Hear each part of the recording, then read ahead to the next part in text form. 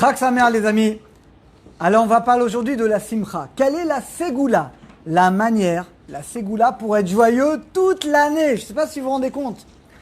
Alors, le Gaon de Vilna nous dit, ce très grand maître qui a vécu à 200 ans, quelle est la mitzvah la plus difficile et la plus importante de toute la fête? Eh bien, Vesa Marta Bechagecha, tu dois te réjouir pendant la fête de Sukkot. Nous dit le Gaon de Vilna, chaque instant, chaque moment durant la fête de Sukkot, on doit être joyeux. Dit le Rav Steinman, c'est incroyable, c'est qu'il n'y a pas de temps où on doit être joyeux. Chaque instant de la fête, on doit être joyeux. Vient le Harizal, il nous dit, celui qui va faire l'effort d'être joyeux pendant tous les jours de Sukkot, tout le temps, il ne va jamais se mettre en colère, il ne va jamais être triste, il va se motiver pour être tout le temps joyeux. C'est une ségoula, il a une promesse que toute l'année, il sera joyeux. Mais vous vous rendez compte, les amis? Il a une promesse, celui qui s'efforce d'être joyeux pendant les 8 jours de Sukkot tout le temps, il y a une promesse, dit le Harizal, qui sera joyeux toute l'année, les 365 jours de l'année. C'est extraordinaire. Comment on peut y arriver? Comment on peut faire? Alors, il y a un exemple, les amis, qui va être notre modèle, qui va être notre image pour nous aider à être tout le temps joyeux pendant Sukkot et donc pendant toute l'année. C'est David Amelech, le roi David. Le roi David, les amis, il a eu beaucoup d'épreuves très grandes. Et une des pires épreuves de sa vie qu'il a vécue, c'est que son propre fils, Avshalom, va essayer de le tuer. Il va faire un coup d'État, il va monter l'armée, le gouvernement contre David. Et David va devoir s'enfuir comme un chien avec quelques soldats. Il va mettre de la cendre sur la tête, et il va s'enfuir comme ça. D'après vous, qu'est-ce qu'il fait? Moi, j'aurais dit, il est en train de pleurer, de se lamenter.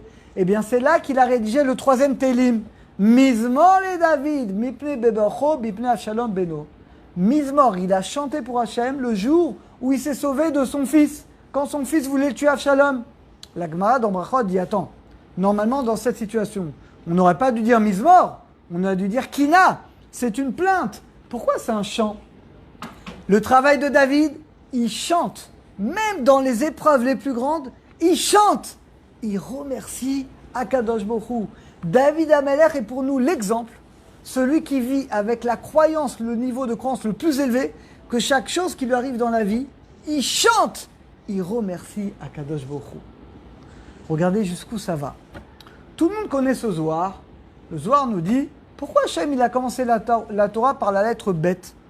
Bet, Bereshit, Bet.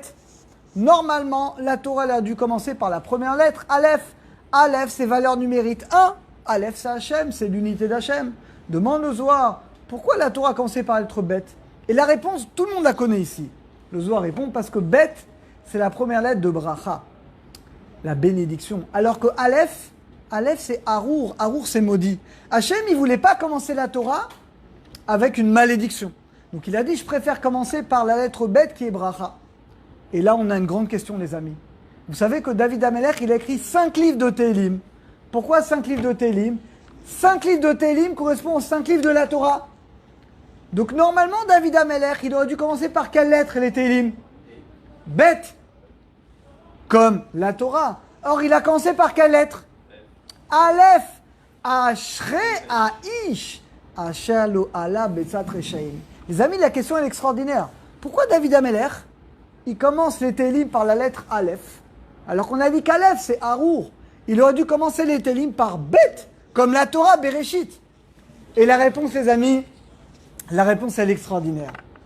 La réponse écrite dans le Zohar que Ashrei, c'est les lettres Aleph, Shir. Aleph, Shir, c'est un chant. C'est quoi David Amelech? David Amelech, regardez, il a transformé le Aleph, on a dit Aleph, c'est le Arour.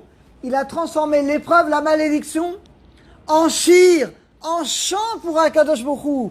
David Amelech, c'est celui qui est capable de transformer l'obscurité en lumière, la souffrance en joie. C'est pour ça qu'il a commencé par Aleph, Shir. Ashrei, c'est Aleph, Shir, pour dire, il transforme le Harour, la malédiction, en Shir, en chant pour Akadosh Baruch Hu.